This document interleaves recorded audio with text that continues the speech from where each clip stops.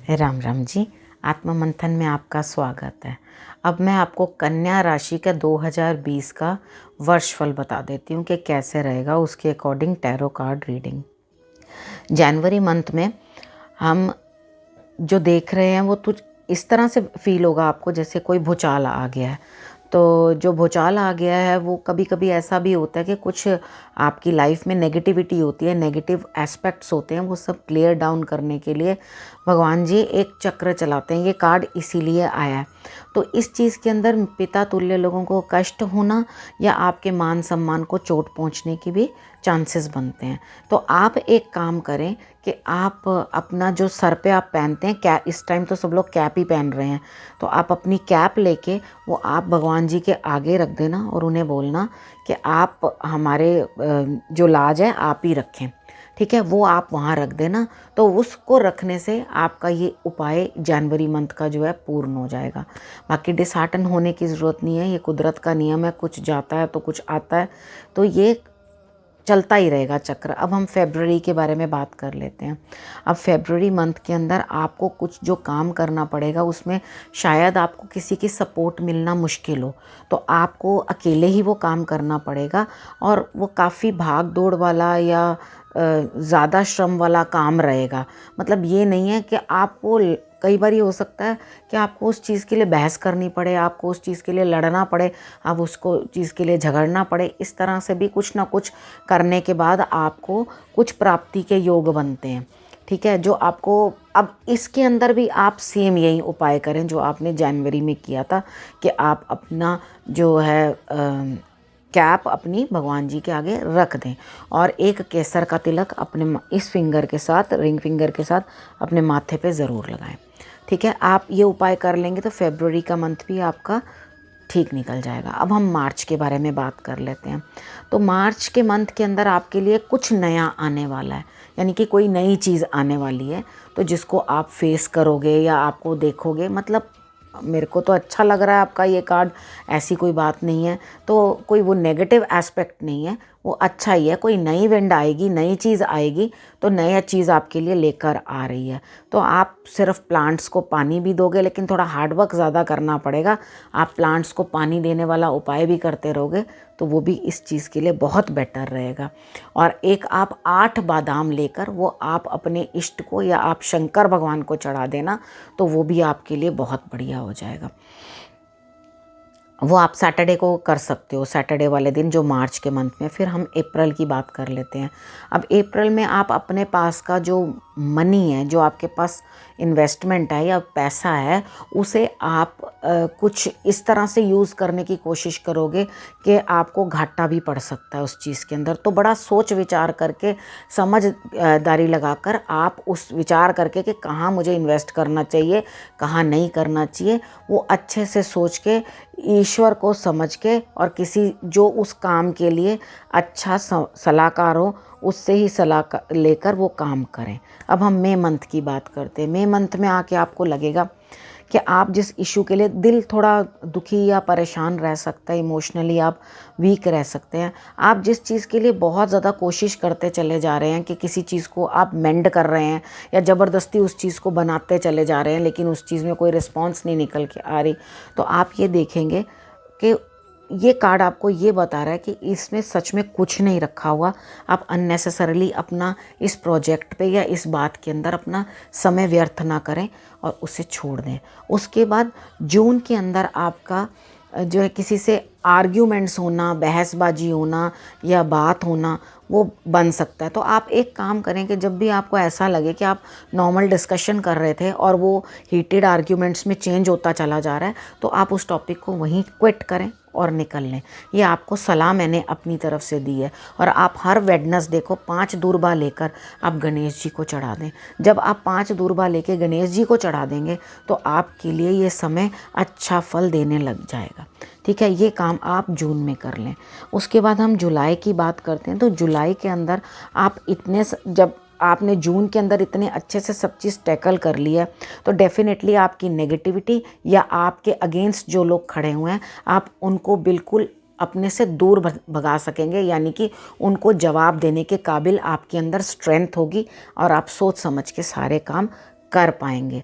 तो आप उस चीज़ को इस तरह से लेना कि मेरी विन विन सिचुएशन है, ठीक है। आप जुलाई के अंदर जो भी कुछ काम करेंगे उस चीज़ के अंदर आप सारे जो लोग आपके पास आपकी बुराइयां करने वाले हैं सबके सब हट जाएंगे। तो इस चीज़ के अंदर आप बजरंग बाण का पाठ जरूर करिएगा हर मंगलवार और शनिवार को, तो ये चीज़ आपको और भी अच्छा अफेक्ट देगी। अब हम अगस्त मंथ की बात कर लेते हैं। अगस्त के अंदर आप अपने पैसे को ज़रा ध्यान से खर्च करें, ध्यान से स्पेंड करें, क्योंकि आपके पास जो इनकम है या जो पैसा है वो आ तो रहा है, लेकिन अगर आपने उसको वेस्ट कर दिया तो आपको उस चीज़ का नुकसान भुगतना पड़ेगा। तो आप उस पैसे को बड़े वाइजली स्पेंड करना और अपनी पॉकेट को थोड़ा टाइट करके रखना, यानी कि अननेसेसरीली एक्सपेंसेस अपने बढ़ाते मत चले जाना ये सोच कर के आगे बहुत एक्सेस बढ़िया होने वाला है। तो ऐसा कुछ होने वाला नहीं है आगे कि आप उतने एक्सपेंसेस को मीट कर सको। अच्छा, उसके बाद हम बात करते हैं सितंबर मंथ की। अब सितंबर में आप स्टूडेंट्स भी हो सकते हैं या बाकी भी हो सकते हैं, आप नया कुछ सीख सकते हैं, नया कुछ पढ़ सकते हैं। ये छोटे बच्चों के लिए भी हो सकता है, जैसे कि आप कोई नया कोर्स ज्वाइन कर सकते हैं। जो बच्चे स्टूडेंट्स हैं पढ़ रहे हैं, बड़े लोग भी कुछ नया सीख सकते हैं, कुछ नया समझ सकते हैं। तो ये एक्चुअली एक इस तरह का पीरियड रहेगा सितंबर में that you are going to learn something new. एक नया प्रोजेक्ट, नई चीज़ में भी आपके जॉब के अंदर आप जिस प्रोफाइल में काम कर रहे हैं वो प्रोफाइल चेंज हो जाए, आप किसी और प्रोफाइल के अंदर आप काम कर रहे हैं, तो आपको एक नई चीज़ सीखने को मिली ना, जिस चीज़ से आपको कुछ लेना देना या सरोकार ही नहीं था, तो आपको एक नई चीज़ सीखने को मिल रही है। आप इस चीज़ के अंदर क्या करें कि आप एक जल का पात्र भर के आप भगवान जी के आगे रख दें, और शाम के समय, सुबह आपने जोत जगाने के टाइम रखा था, पूजा के टाइम रखा था, शाम को लेके आप उसको फूल लेकर आप सारी दीवारों पे उसे जल को छिड़क दें, और उसे या तो खुद और सपरिवार ग्रहण कर लें, नहीं तो किसी भी पौधे के अंदर डाल दें, ठीक है। ये आप उपाय करें सितंबर माह में। उसके बाद अक्टूबर में आपको कहीं ना कहीं किसी लेडी के थ्रू हेल्प मिलके आपको कहीं ना कहीं से फाइनेंसेस गेन होने की, या अगर आप इन सर्च ऑफ जॉब हो तो, या कुछ आपको किसी की, आप कोई लेडी आके आपको आगे हेल्प करके आपको वो जॉब जो है रेफ़र करवा सकती है, या आपको आगे उस चीज़ के अंदर रेकमेंड कर सकती है। उपाय के तौर पे आपको क्या करना है, तो आपको लेडीज़ की वैसे भी हमेशा रिस्पेक्ट करनी चाहिए, तो अक्टूबर में खासा आप लेडीज़ की रिस्पेक्ट करें और देवी की आराधना करें, और आप उन्हें लाल पुष्प चढ़ाना ना भूलें, ठीक है। तो आप ये अक्टूबर में ज़रूर कर लेना। अब हम नवंबर की बात कर लेते हैं। नवंबर में भी आपको कोई आपसे एज में छोटा होगा जो कि आपको आपके अकॉर्डिंग आप कुछ करना चाहते होंगे, तो वो आपके अकॉर्डिंग अपने आप करता जाएगा। समझिए जैसे कोई छोटा बहन भाई हो गया, कोई बच्चा हो गया, आप कुछ करना चाहते हैं तो वो आगे आके आपकी हेल्प करके आपको उस सिचुएशन से निकाल कर आपकी सिचुएशन विन विन करवा देंगे। आपको ऐसा लगेगा कि हाँ, इसने मेरा काम कर दिया, ठीक है। तो इस चीज़ के लिए भी आपको कम से कम गणेश जी की आराधना ज़रूर करनी है, और आप फिटकरी वाले छोटे से पीस को लेकर आप एंटी क्लॉकवाइज अपने सिर से, इतना वेडनेसडे को ले लेना, इतना सा पीस, तो उसको एंटी क्लॉकवाइज अपने सिर से उसार के 7 टाइम्स आप उस पीस को एक फ्लावर्स वाले प्लांट के अंदर, पौधे के अंदर मिट्टी में दबा देना। फूलों का भी भला, आपका भी उपाय, ठीक है। तो आप ये काम कर देना, और उसके बाद नवंबर मंथ भी आपका बिल्कुल सही निकल जाएगा। अगर आप किसी को ट्रस्ट नहीं कर रहे हो, किसी छोटे को नवंबर में, तो उसे ट्रस्ट कर लेना, वो आपका काम निकाल देगा। उसके बाद हम आ जाते हैं दिसंबर में।